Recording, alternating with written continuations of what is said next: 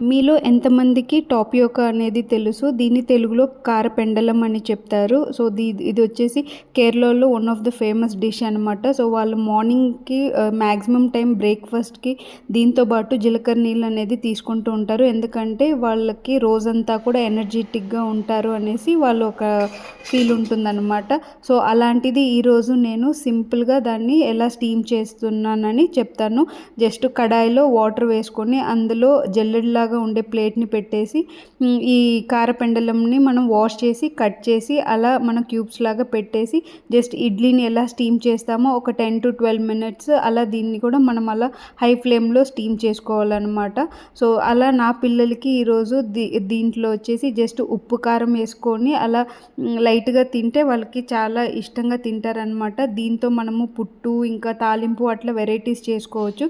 So, మీలో ఎంతమందికి ఇది నచ్చిందో చెప్పండి.